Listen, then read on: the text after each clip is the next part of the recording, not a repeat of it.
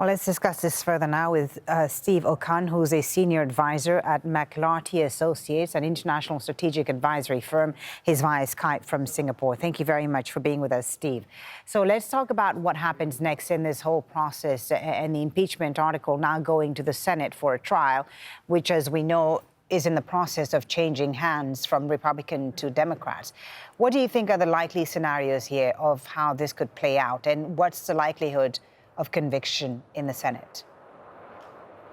Well, the first questions you have to ask are, when are the articles going to be delivered from the House to the Senate for that trial to start? The House can bring them when they want.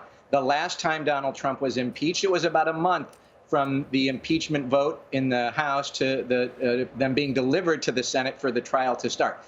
The complicating factor here, of course, are two things. One is that Donald Trump is not going to be president once the trial starts. So do you want to get impeachment started before he leaves or after he leaves? Second, impeachment takes up almost all of the time of the Senate.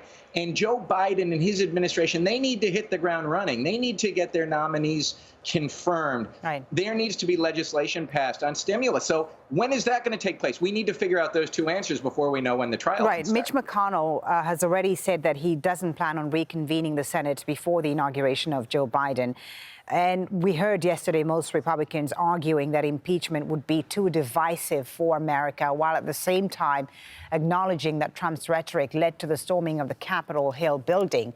What do you see the consequences?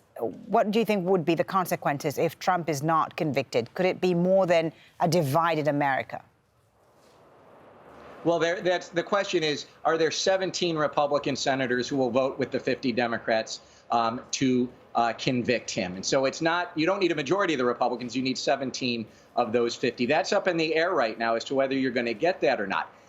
If you don't get that conviction, what this means is that Donald Trump is going to be with us for the next 4 years at least. It means he can run for office again. It means he is going to be the dominant force in the Republican Party, and he'll be a dominant voice in the U.S. And that's why conviction and disqualification from office is so important. If that happens, it changes the entire dynamic. So those 17 Republican senators, if you can get that number, can really change the course of the country and of the world. And that's why we have to watch what's going to happen, how this plays out. Is there going to be more violence on Inauguration Day? What is Donald Trump going to say about that? What is Donald Trump going to do at his trial if he testifies in the Senate? So much to watch before we can figure out if he's going to get convicted or not. Right. This second historic impeachment trial, as you've said, also hangs over Joe Biden.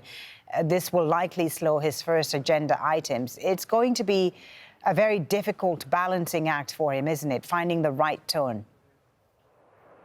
Well, it's going to be finding the right tone and then finding the right way to keep the Senate moving. Do you delay the trial, 100 days and let Joe Biden get his administration confirmed? There's 1,200 people who have to get approved by the Senate eventually. You need to get at least the first couple hundred in there right away. Will that happen? What's going to happen in terms of legislation passing? Is the Senate going to stop everything for a trial, or is it going to split its time and go 50-50? But that'll be difficult. So we have to watch all of those things, in addition to all the balancing that Joe Biden needs to do to try and bring the country together. Thank you so much for talking to us, Steve Okun, senior advisor at McLarty Associates, joining us there from Singapore. Thank you for your time.